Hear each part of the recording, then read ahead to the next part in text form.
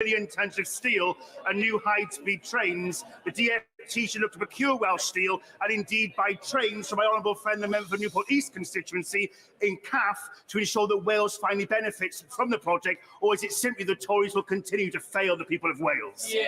Well, John Gentleman actually raised a point which I have a lot to agree with. And I think if he looks at some of the projects we're talking, particularly around defence spending, £850 million worth of defence spending, the potential around floating offshore wind once the Crown Estate's leases are in play, the huge potential around nuclear development, he will see that actually domestic UK procurement of steel is actually right back on the agenda, and that will result in every steelmaker in Wales benefiting.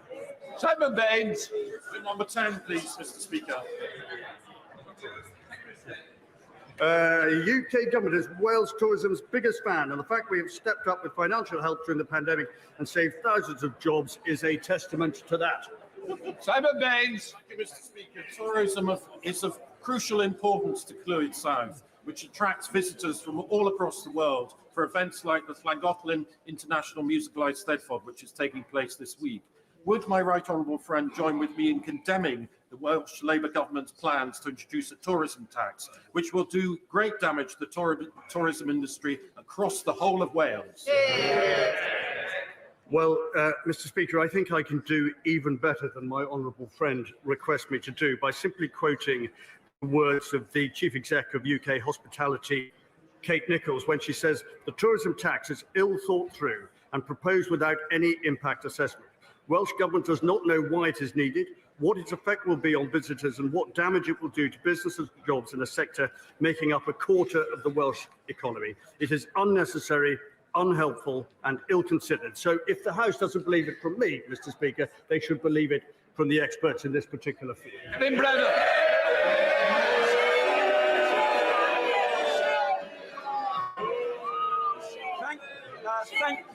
Thank you very much, Mr. Speaker. On the issue of tourism in Wales, a previous Tory leader, when he resigned, actually not only visited Wales, but bought a home in Wales. Can I suggest that one way that the Secretary of State for Wales could help tourism in Wales is by encouraging the current Tory leader to follow suit, resign, and perhaps buy a home, maybe not in Wales, perhaps somewhere else.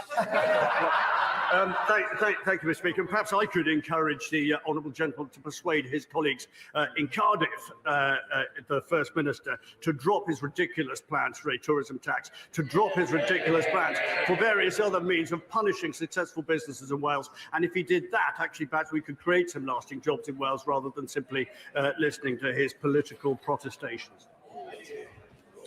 Before we come to Prime Minister's questions, I would like to point out that the British Sign Language interpretation of proceedings is available to watch on Parliament Live TV.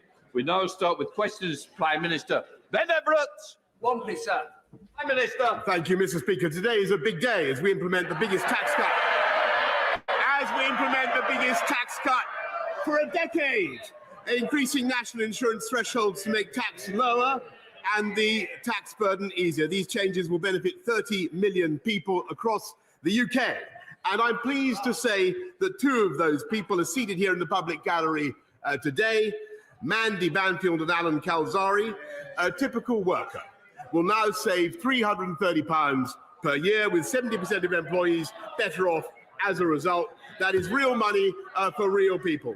Mr. Speaker, I'm sure the House will also join me in wishing the best of luck to England and Northern Ireland, who are competing in the UEFA Women's Euro 2022 tournament, which starts today, and I'm sure they will both make the nation proud. This morning, Mr. Speaker, I had meetings with ministerial colleagues and others. In addition to my duties in this House, I expect I shall have further such meetings later today. Ben Everett. Thank you, sir. Last week, we launched a new approach to combating knife crime in Milton Keynes, which means increased use of stop and search, it means tougher charging and custody, tougher sentencing, faster youth diversion, and more work with parents and communities.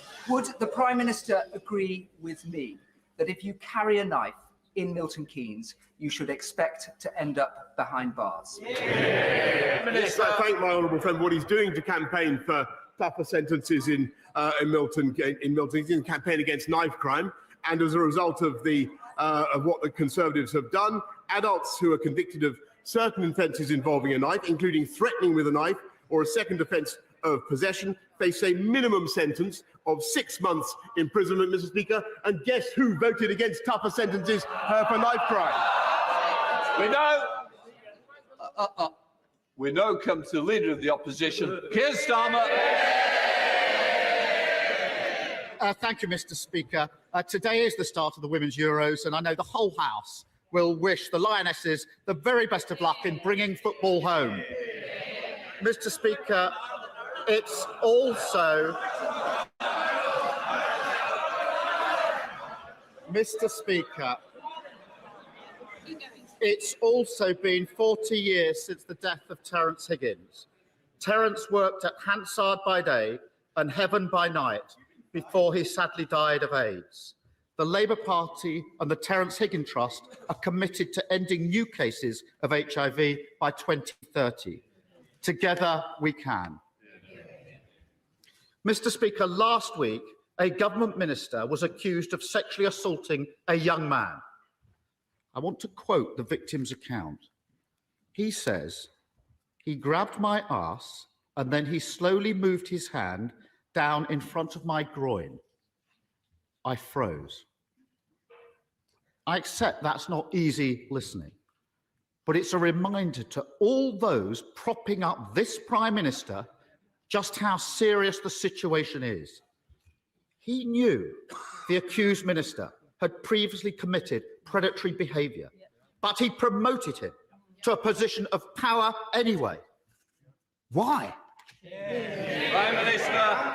Mr. Speaker, that individual, the member for Tamworth, no longer has the Conservative whip. He no longer has a job. He is no longer, as soon as I was made aware of the allegation that he has just read out, Mr. Speaker, the complaint that was made, he lost his status as a Conservative MP, and he is now the subject, Mr. Speaker, of an independent investigation to the Complaints and Grievances panel. And that is entirely right. And I want to say to him, Mr. Speaker, I want to say to him that I abhor bullying and abuse of power anywhere in Parliament, in this party or in any other party. Keir Starmer. None of that explains why they promoted him in the first place. And we've heard it all before. We know who he really is. Before he was found out, he's reported to have said he's handsy. That's the problem. Pincher by name, pincher by nature. Now, has the Prime Minister ever said words to that effect? And I'm not asking for bluster and half-truth. We've all had enough of that. Yes or no? Prime Minister. Mr. Speaker, I'm not going to trivialise what happened. Yes, Mr. Speaker. Yes, Mr. Speaker. I'm not, because the very serious complaints have been raised against the member for Tamworth, and they're now being investigated, Mr. Speaker. It is true that a complaint was raised when he was in the Foreign Office, and the matter was resolved. It's absolutely true. It's absolutely true, Mr. Speaker, that it was raised with me. I greatly regret that he continued in office, and I've said that. I have said that before, Mr. Speaker. I have said that before, Mr. Speaker. But it is now the subject of an independent investigation, and that is the right thing, Mr. Speaker.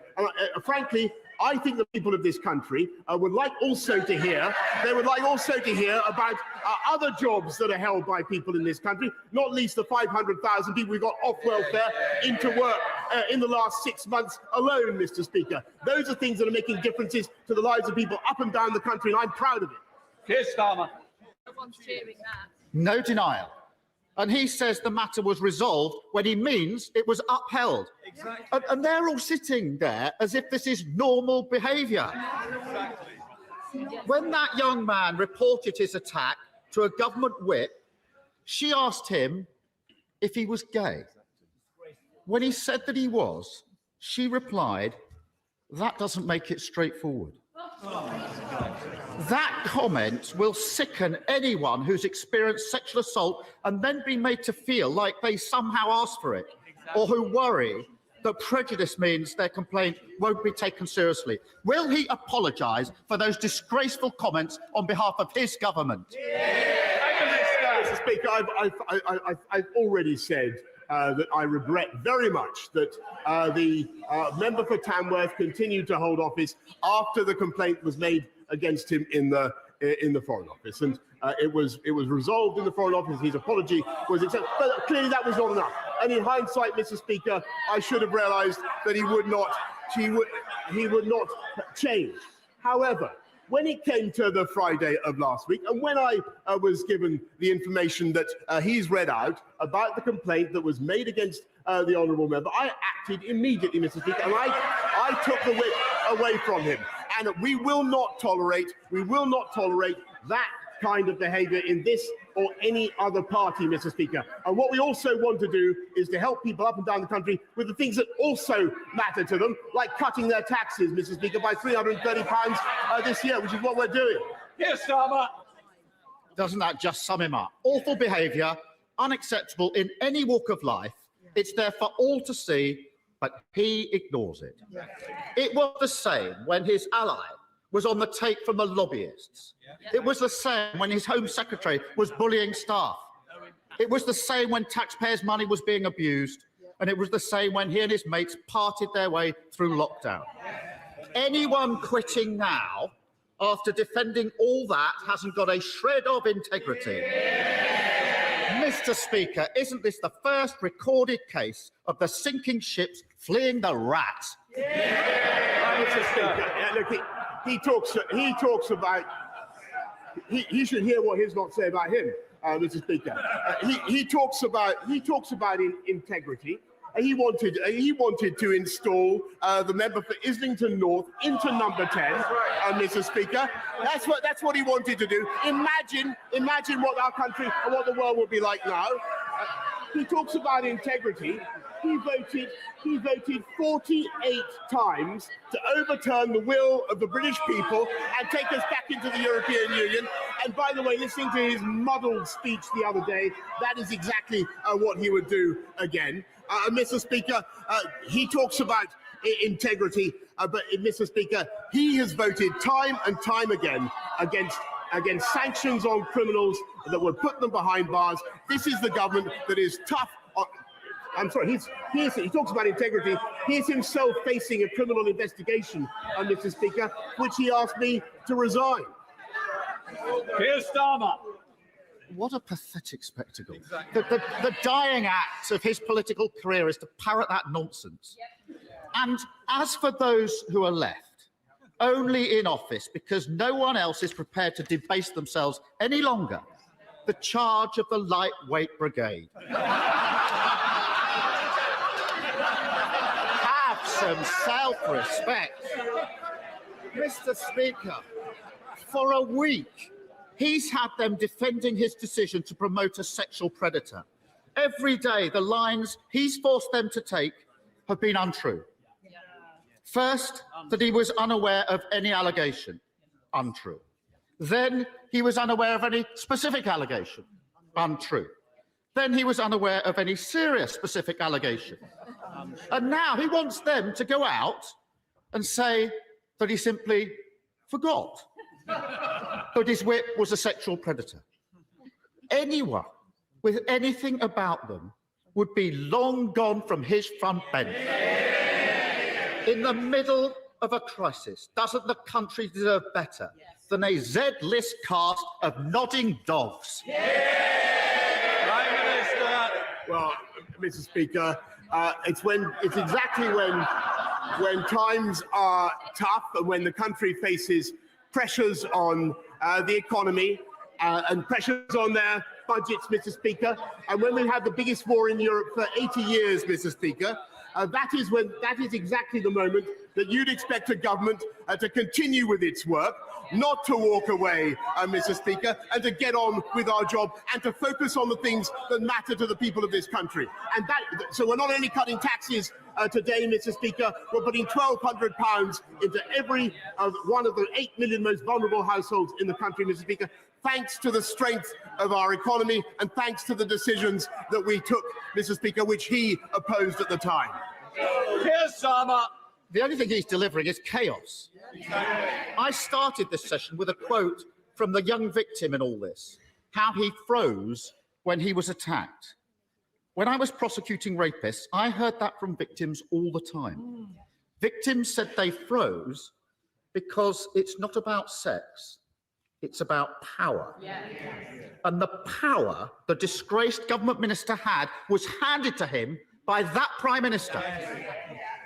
And he's only in power because he's been propped up for months by a corrupted party defending the indefensible.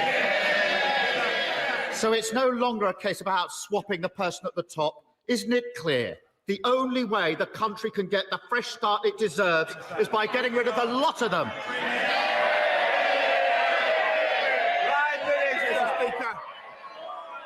Mr. Speaker, the difference between this. We've got to get through Prime Minister's questions. Prime Minister.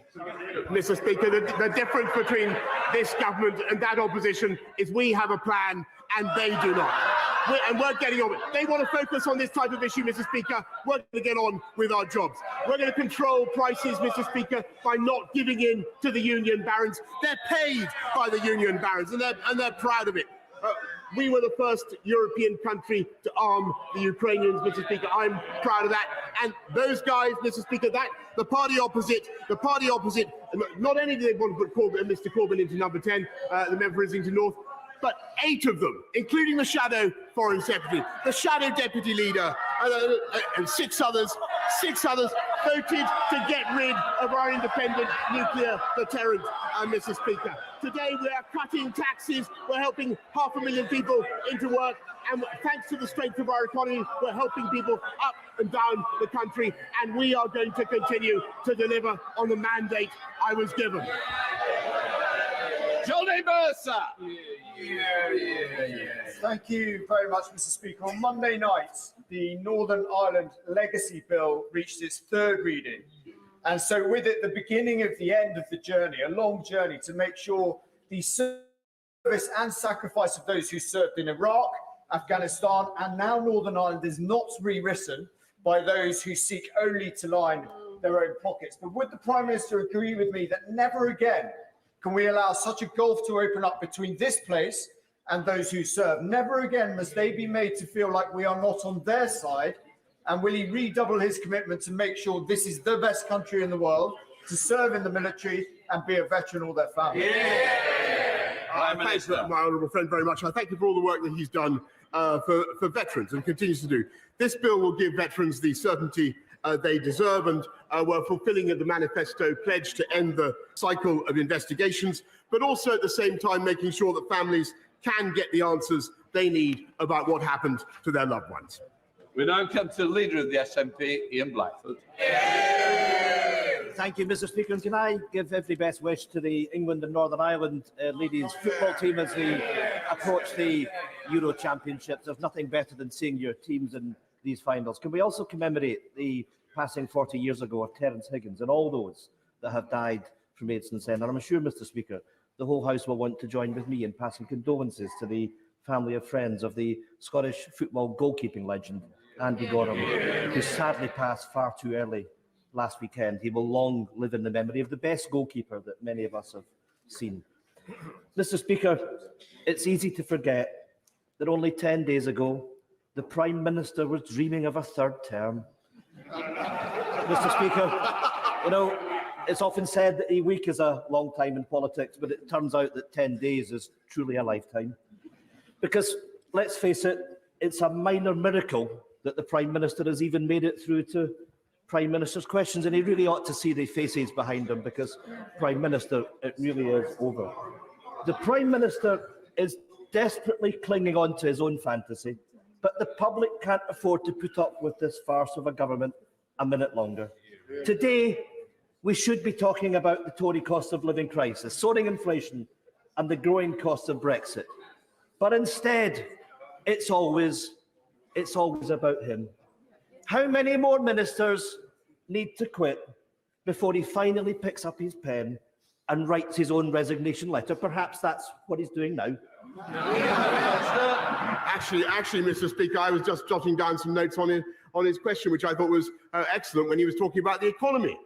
Because that is the issue that is the country faces, and that is where this government is introducing, I think, the most important solution: helping countries, helping families up and down the country with £1,200 going into their bank accounts right now, cutting taxes for 30 million people, £330 tax cut, and helping 500,000 people into work through the Way to Work scheme. That is a fantastic thing to be getting on and doing. That is the priority of this government, and that's what I'm going to focus on. I'm glad he likes it. Ian Blackford. My goodness, nothing to see. We should all move on if we live in the world of the Prime Minister. You know, a few weeks ago, I compared the Prime Minister to Monty Python's Black Knight. Actually, turns out I was wrong. He's actually the dead parrot. Whether he knows it or not, he's now an ex-Prime Minister. But he will leave behind two deeply damaging legacies. I hope the dishonesty of his leadership follows him out of the Downing Street door. But the other legacy is that of Brexit. And that will stay, because I'm sad to say that the Labour Party now fully supports Brexit. Mr. Speaker, Scotland wants a different future, not just a different Prime Minister. So if the Prime Minister won't resign, will he call a general election and allow Scotland the choice of an independent future, free from the control of Westminster? Prime Minister. Mr. Speaker, I noticed that his remark that the Labour Party had given up on returning to the European Union was not greeted with rapture by the benches opposite, and that's because it's not true. They want to go back in just as he does. I think that is a terrible mistake. It would be anti-democratic, Mr. Speaker. And as for the referendum that he wants, well, we had one of them, as I've told him before, in 2014. Come on. Thank you, Mr. Speaker. Does the Prime Minister think there are any circumstances in which he should resign?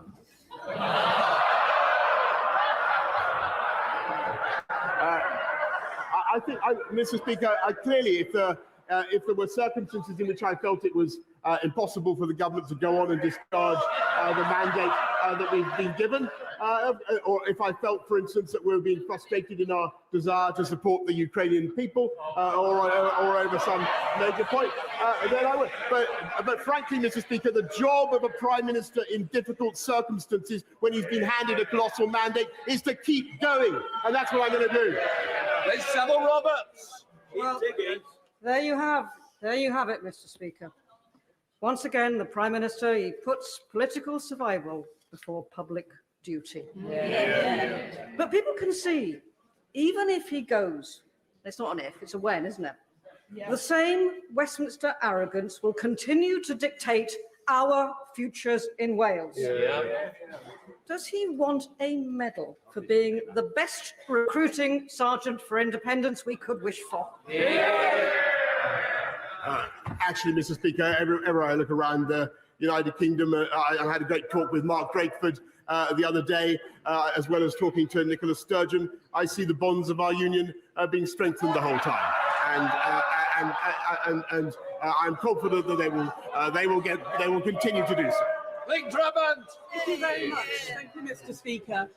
The government's town centre and levelling up funds have been very successful around the country, but there are a few town centres, like Waterlooville in Mearn Valley, that are in desperate straits and haven't managed to get any funding, get a scheme into the present round of funding. Can my honourable friend assure me that future funds will be available to help declining high streets become fit for the 21st century and survive the post-pandemic?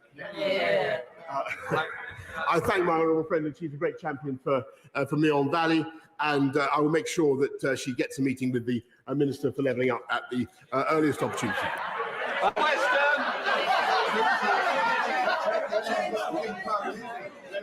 Thank you, Mr. Speaker. The public clearly thinks that this government has lost the plot over the cost of living crisis. The Prime Minister may be aware that the average salary for a nurse is £36,000. For a primary teacher, it is £38,000.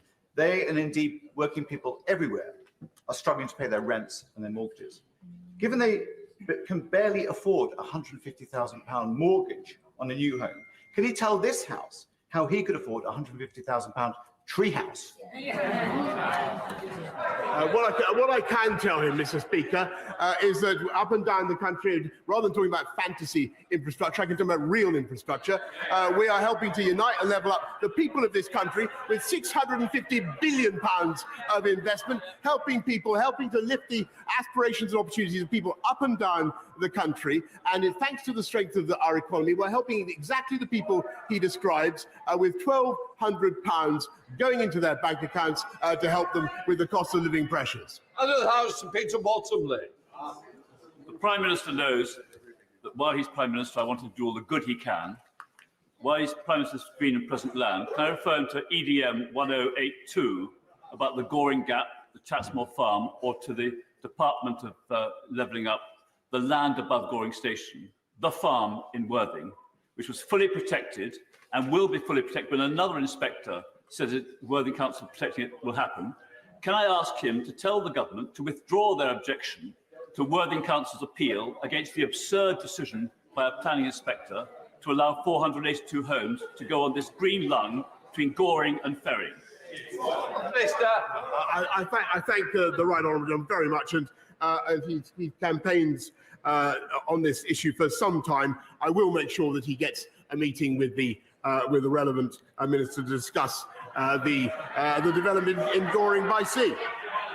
Ian Legray.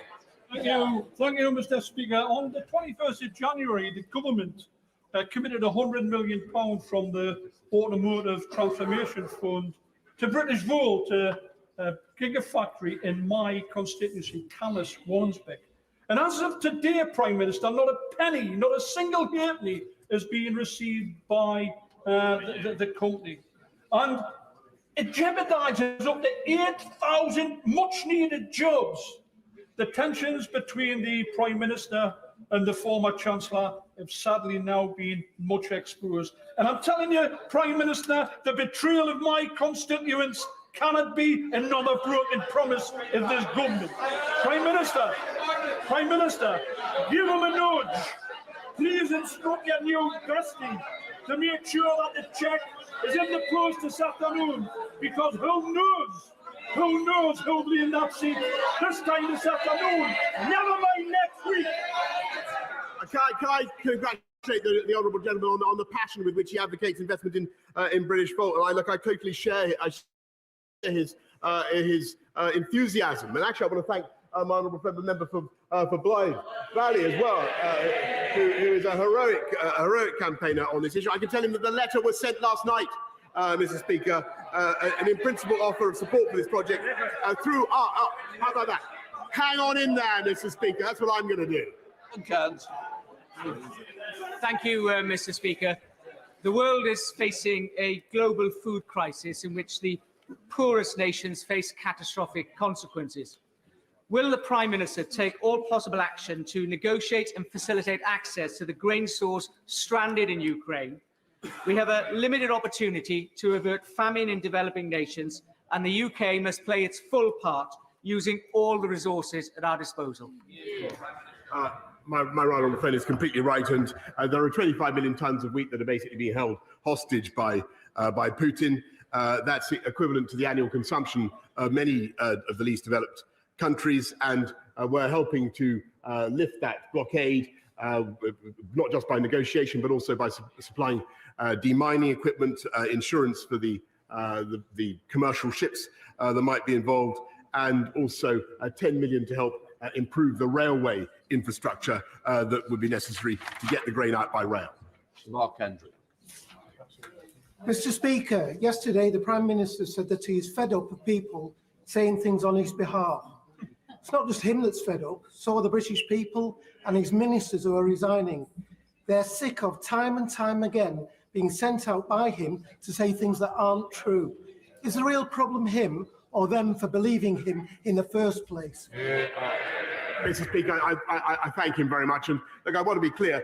What I want to say is, I say it again. I regret the way the appointment happened, and I was clear with the House about what I knew at the time. But I want to stress that I take this matter extremely seriously. I'm very sorry for the impact it's had on the victims. But the individual in question, the member for Tamworth, is now subject to an independent complaints and grievance procedure. As soon as that complaint was made, I should say, Mr. Speaker, the whip was taken away.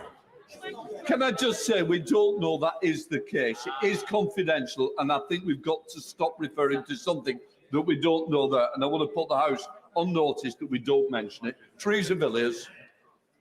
Just over a fortnight ago, 2 horrific fatal stabbings took place in a quiet street in East Barnet. With the Metropolitan Police now in special measures for the first time in its history, will the Prime Minister urge the Mayor of London to start living up to his responsibilities as Commissioner?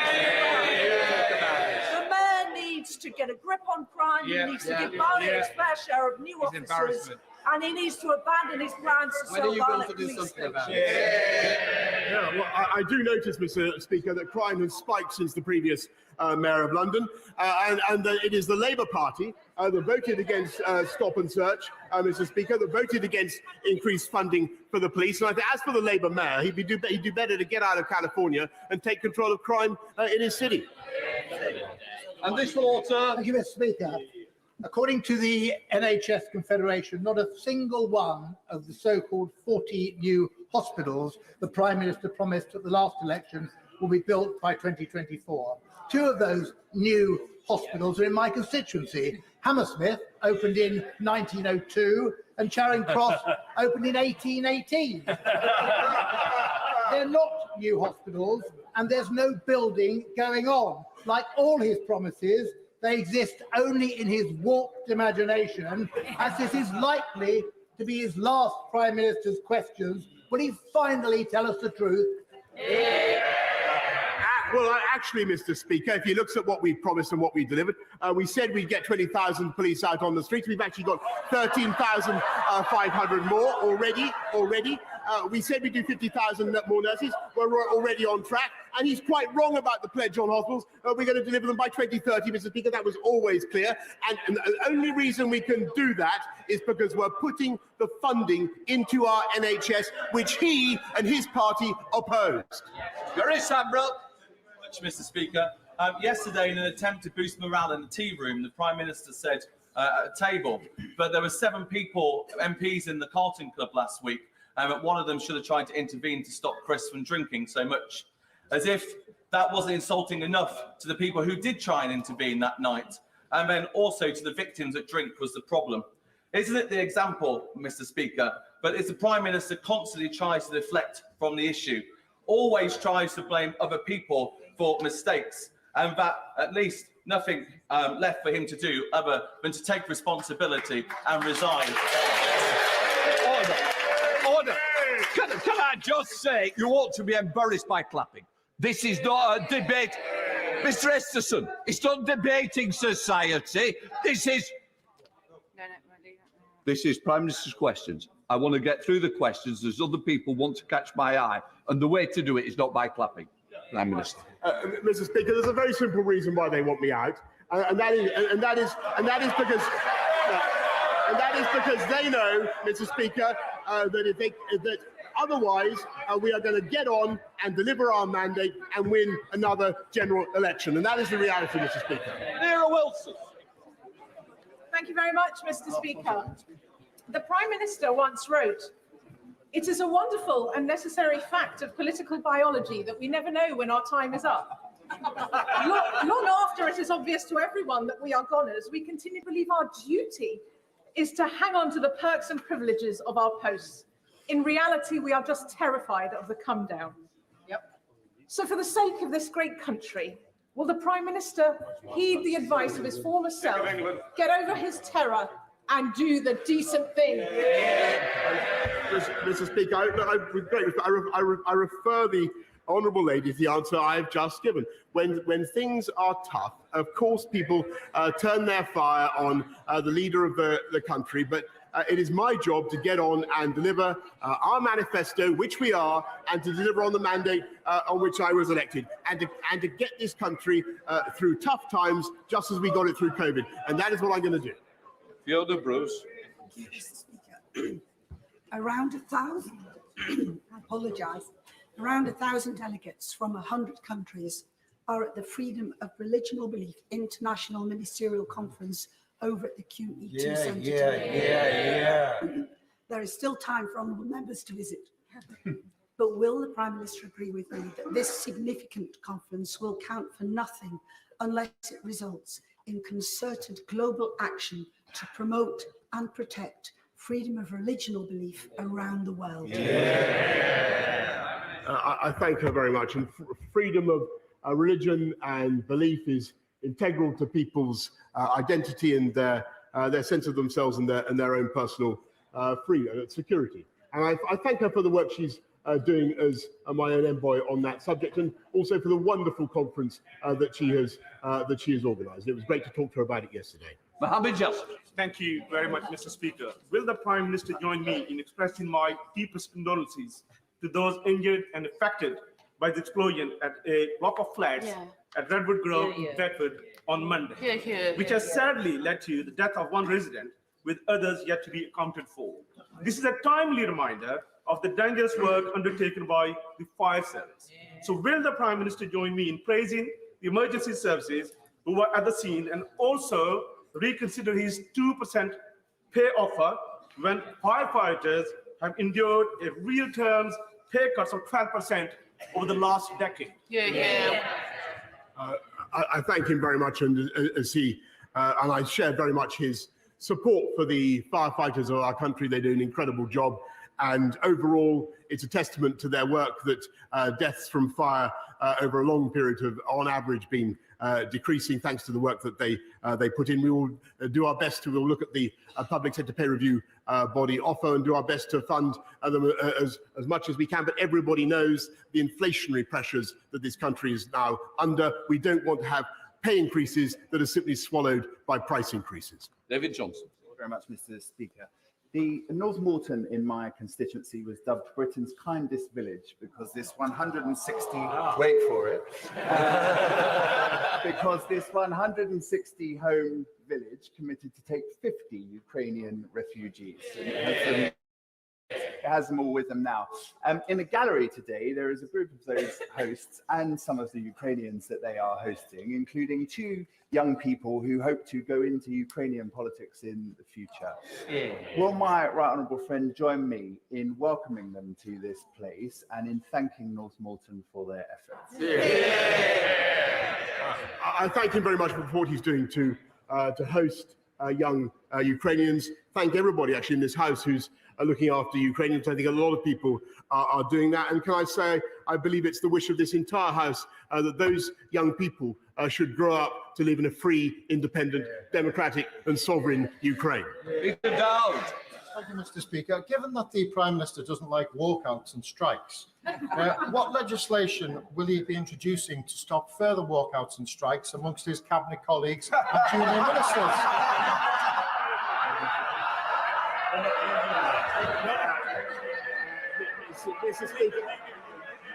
Mr. Speaker, I think that the whole House would have observed the brilliant performance on the radio this morning by the new Chancellor of the Exchequer, and that's no disrespect to the former Chancellor of the Exchequer.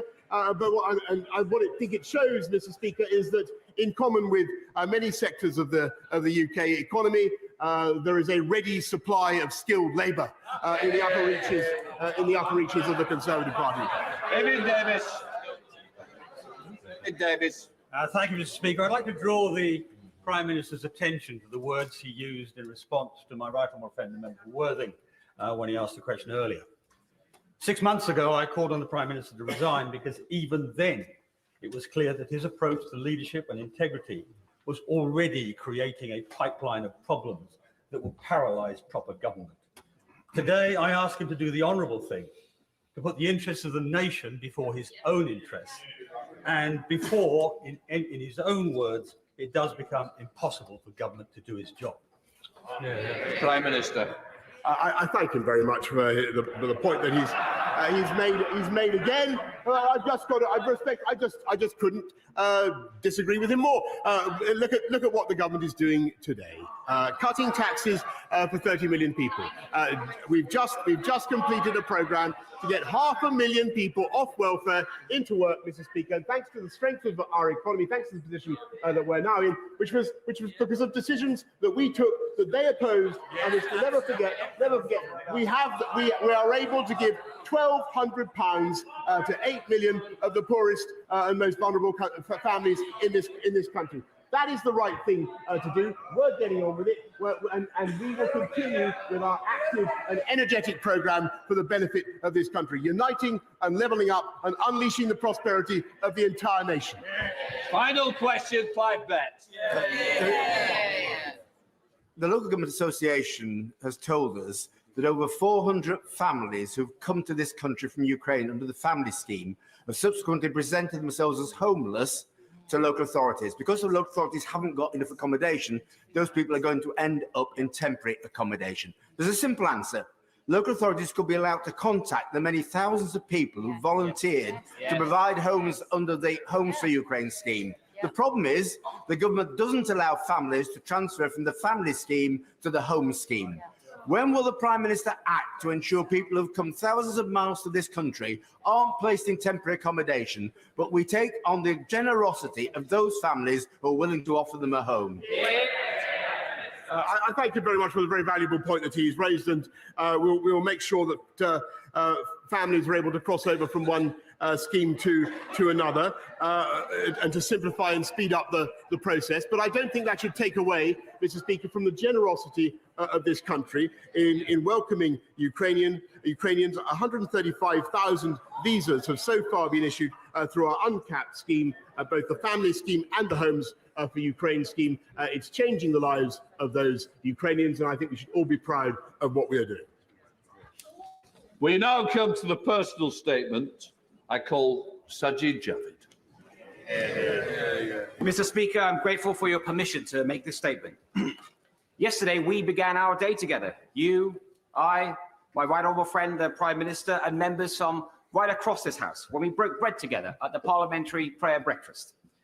And we listened, all of us, to the words of Reverend Les Isaac, who spoke about the fact that responsibility that comes with leadership, the responsibility to serve the interests of others above your own, and to seek common ground of your party, your community, and above all, your country. Now, colleagues will be forgiven for my sense of déjà vu. Despite what it might seem, I am not one of life's quitters. I didn't quit when I was told that boys like me don't do maths. I didn't quit when old school bankers said I didn't have the right school ties. And I didn't quit when people in my community said that I should not marry the love of my life.